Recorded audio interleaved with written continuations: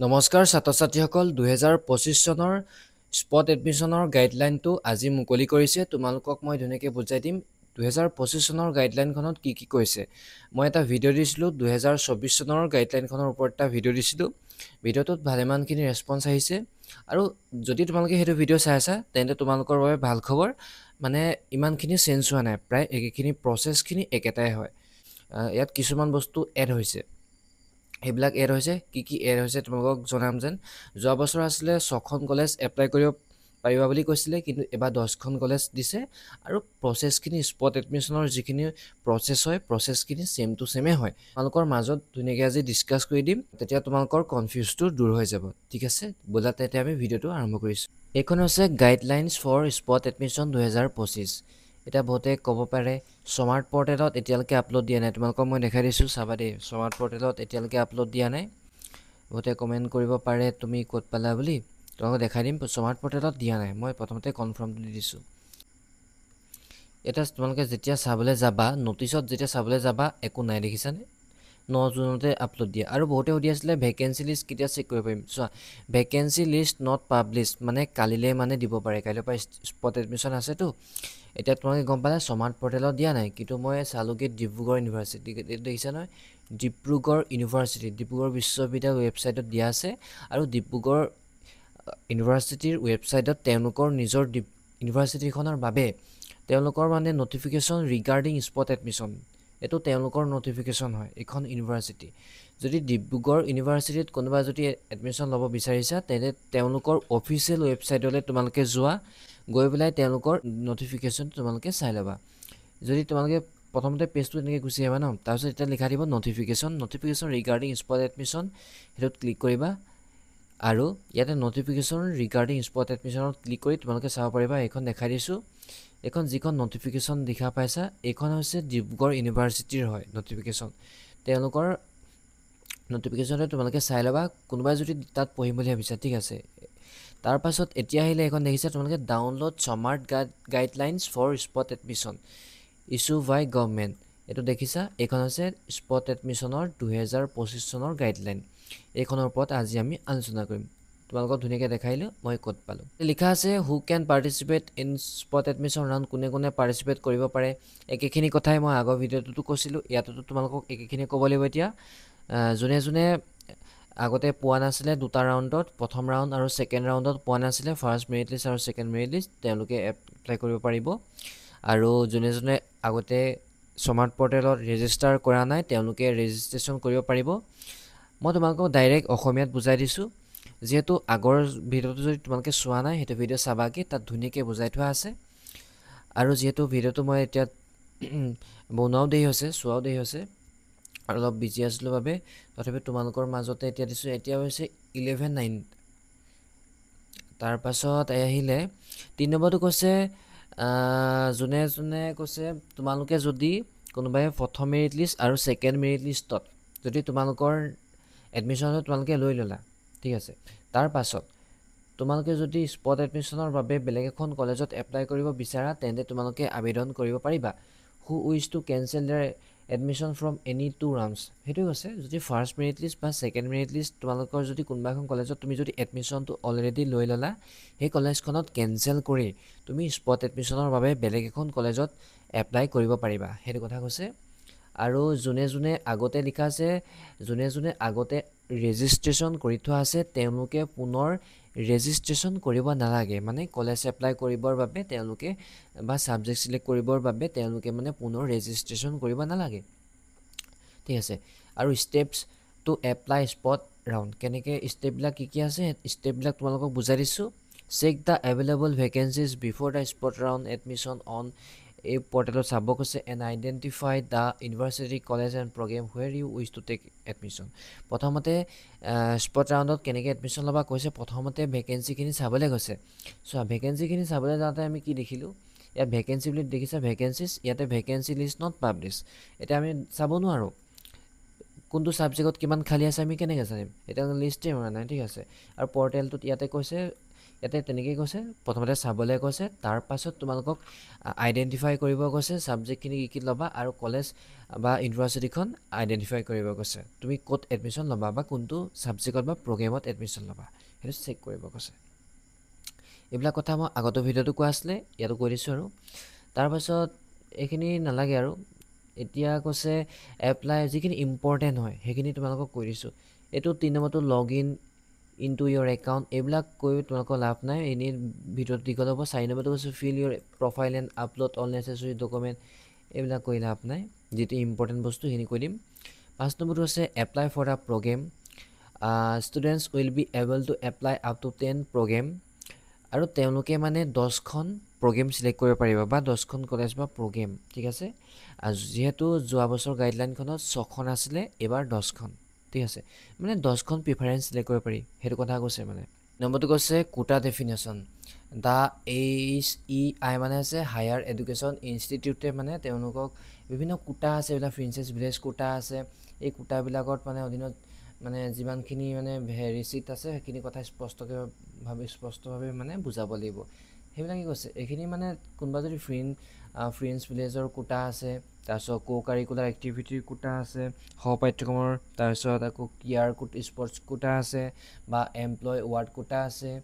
যদি কোনোবাই যদি son daughter of an employee of the college university কোনোবা যদি ল'ৰা ছোৱালীৰ পুত্ৰ বা কন্যা আছে, তেনেকুৱা ধৰণৰ কিছুমান কোটা থাকে যে সেই কোটাৰ অধীনত মানে ছিটবিলাক পায়তো, সেই কথাটো মানে স্পষ্টভাৱে মানে তেওঁ হেৰি কৰিব লাগিব, ক্লিয়াৰিফিকেশ্যন দিব লাগিব। মানে তাৰপিছত তোমালোকে এইখন ভালকৈ চাই ল'বা, ভিডিঅ'ৰ ডেছক্ৰিপশ্যনত দিয়া থাকিব, যিহেতু মই লৰালৰিকৈ ভিডিঅ'টো বনোৱা হৈছে তোমালোকৰ মাজত। তাৰপিছত 4 নম্বৰ কৈছে the students who wish to take admission under quota as per the notified of the policy of institution their follow' steps, যদি কোনোবাই যদি এই কোটাৰ আণ্ডাৰত যদি তেওঁলোকে এডমিশ্যনটো লৈছে, তেতিয়া এই ষ্টেপছখিনি ফ'ল' কৰিব লাগিব বুলি কৈছে। কৈছে if they have already apply for a particular quota then they need not update their profile again, মানে যদি ইতিমধ্যে এটা বিশেষ কোটাৰ বাবে মানে আবেদন যদি কৰিছে, তেন্তে তোমালোকে মানে নিজৰ প্ৰফাইল পুনৰ আপডেটটো কৰাৰ কোনো প্ৰয়োজন নাই কৈছে। 2 নম্বৰটো কৈছে দে নিড টু, 2 নম্বৰ কৈছে এইখিনি কৈ দিছোঁ আৰু, they need to update their profile and mark the quota against which they belong to and upload the relevant documentary evidence, এইখিনি কথাটো কৈছে। ইয়াতে কৈছে যেন তেওঁলোকে নিজৰ প্ৰফাইল আপডেট কৰিব লাগিব, আৰু কোনটো কোটাৰ মানে অধীনত বস্তুটো তেওঁলোকে চিনাক্ত কৰিব লাগিব, মানে কোনটো কোটা হয় সেইটো দিব লাগিব, চিহ্নিত কৰিব লাগিব, আৰু যেন সেইটো কোটাৰে হয় বুলি মানে এখন মানে প্ৰমাণপত্ৰ বা ডকুমেণ্ট মানে আপলোড দিব লাগিব, ঠিক আছে। এইটো বহুতে কৰি দিছে, স্পৰ্টছ কোটা দিছে, কাৰিকুলাৰ এক্টিভিটি দিছে, তাৰপাছত ফ্ৰেণ্ডছ ভিলেজ দিছে, এইবিলাক দি দিছে, এমপ্লয় দিছে, মই দেখিছোঁ মানে দিয়া। তো সেইটো কোটাত যদি তোমালোকে যদি ছিটটো পাবলৈ হয়, তেন্তে চিম্পুল ধান্দা, সেই তেনেকুৱা যদি কোটাত যদি তোমালোকে friends village quota, curricular activity quota, sports quota, employ quota, ward quota যদি পাবলৈ হয়, তেন্তে তোমালোকে কোনটো কোটা হয় সেইটো মেনশ্যন কৰিব লাগিব, আৰু লগতে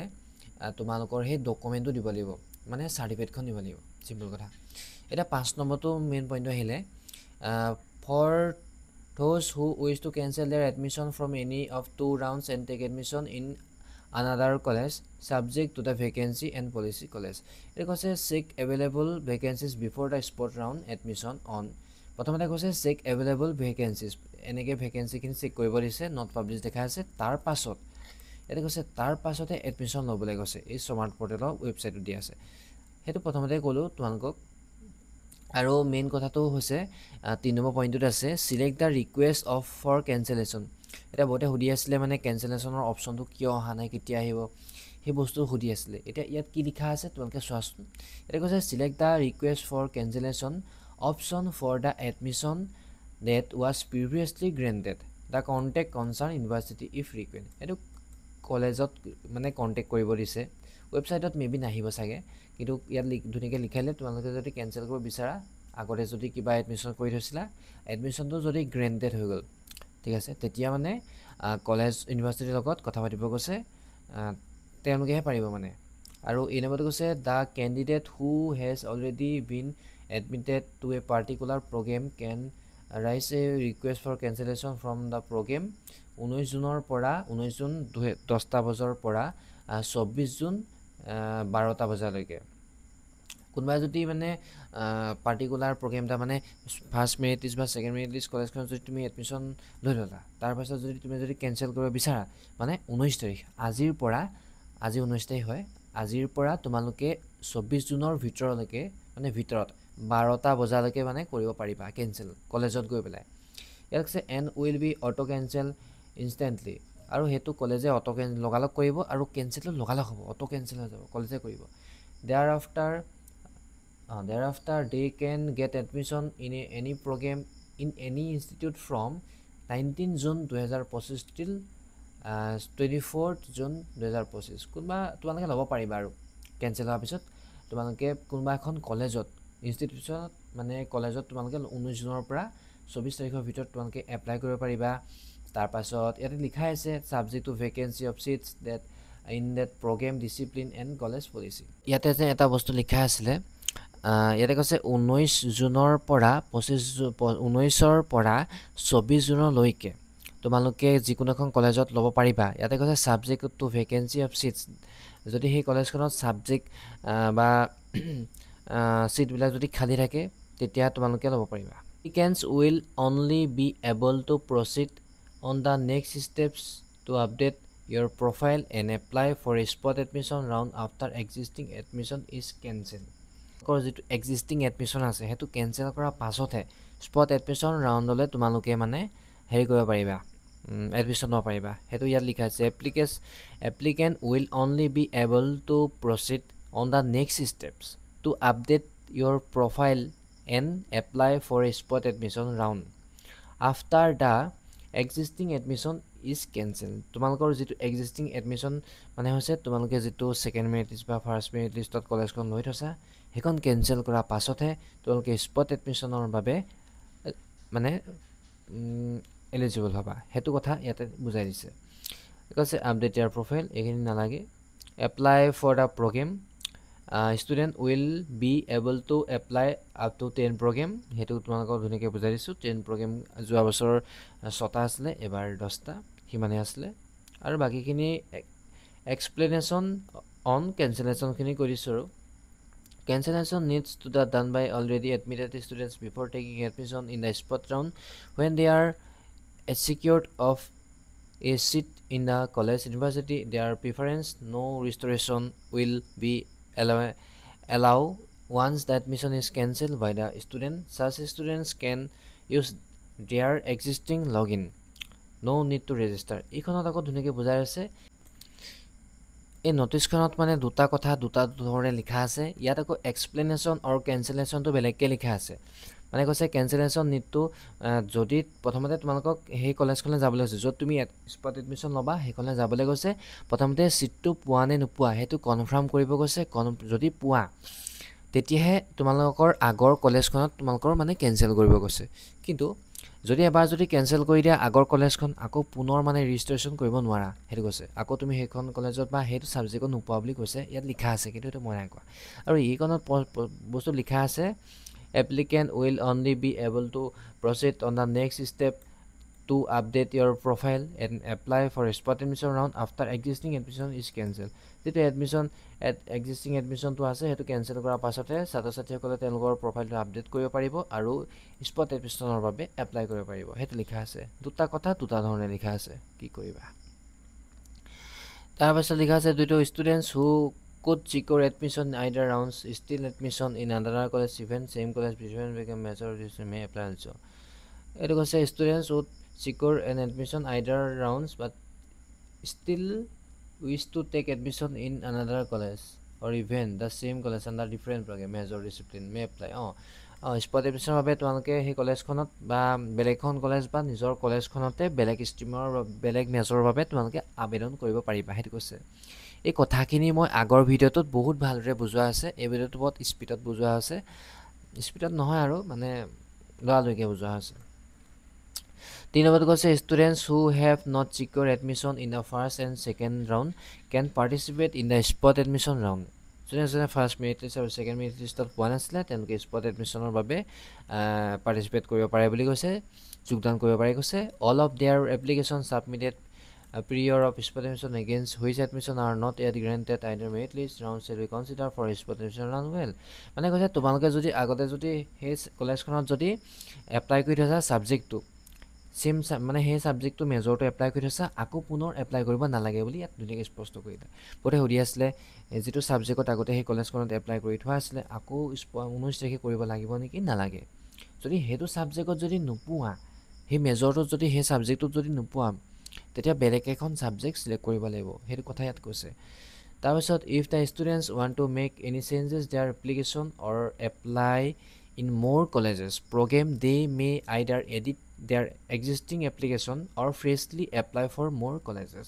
তোমালোকে যদি কিবা যদি এডিট কৰিব বিচাৰা তেন্তে তোমালোকে এডিট কৰিব পাৰিবা, নতুবা অৰ বুলি দিছে, নতুবা তোমালোকে ফ্ৰেছ এপ্লাই কৰিব পাৰিবা বেলেগ এখন কলেজত বা বেলেগ একেখন কলেজতে বেলেগ এটা ছাবজেক্টৰ বাবে ফ্ৰেছ এপ্লাই কৰিব পাৰিবা। তোমালোকে ডিছকাৰ্ড কৰি পেলাই মানে ডিছকাৰ্ড হৈছে ডিলিট কৰি পেলাই আকৌ পুনৰ ৰিছাবমিটো কৰিব পাৰিবা। যদি কাৰোবাৰ যদি ভুলতে ডিছকাৰ্ড হৈ গৈছে তেন্তে তোমালোকে টেনশ্যন কৰিব নালাগে, আকৌ ৰিছাবমিট হ'ব। মই ৰাতিপুৱা এটা ভিডিঅ' দিছিলোঁ তাতো কোৱা হৈছে। তাৰপাছত such students can use their existing login on Smart। এইটো কৈছে আগতে যদি কোনোবাই যদি স্মাৰ্টত ৰেজিষ্ট্ৰেশ্যন কৰি থোৱা আছিলে তেওঁলোকে পুনৰ নতুনকৈ ৰেজিষ্টাৰ কৰাৰ প্ৰয়োজন নাই, তেওঁলোকে অলৰেডি তেওঁলোকে মানে লগ ইন কৰিলে হ'ব। তাৰপাছত কৈছে student can apply up to 10 option. ষ্টুডেণ্টে 10খনৰ বাবে আবেদন কৰিব পাৰিব, মানে 10টা প্ৰগ্ৰেমৰ বাবে আবেদন কৰিব পাৰিব। এখন কলেজৰ 4-5টাকৈ যদি কথাটো লৈ লয় তেতিয়া কেইখন কলেজ হ'ল, এখন কলেজতে হ'ল। সেইটোৱে মানে এখন কলেজত তোমালোকে কিমান লোৱা সেইটো ডিপেণ্ড নকৰে, কিন্তু তোমালোকৰ 10টাই মানে অপশ্যনে পাবা, 10টাই পাবা, ঠিক আছে। 10টাতকৈ বেছি কৰিব নোৱাৰা, যদি বেছি হৈ যায় তেনে তোমালোকে ডিছকাৰ্ড কৰি দিবা, চিম্পল ফন্দা। আজি আছিলে ভিডিঅ'টো ইমানখিনি। যদি ভিডিঅ'টোত কোৱা কিবা যদি খেলি মেলি হৈছে তেন্তে তোমালোকে এটা কাম কৰিবা, ভিডিঅ'ৰ ডেছক্ৰিপশ্যনত এই PDF টো দিয়া থাকিব, ধুনীয়াকৈ তোমালোকে এই স্পট এডমিশ্যনৰ গাইডলাইনখন পঢ়ি ল'বা। আৰু বহুত লৰালৰিকৈ কোৱা হৈছে ভিডিঅ'টো, যিহেতু আজিয়ে ভিডিঅ'টো আপলোড দিয়াৰ কথা আছিলে 12টা বজাৰ আগতে, তেতিয়া তোমালোকে চাই পেলাই কিবা এটা বুজিলাহেঁতেন।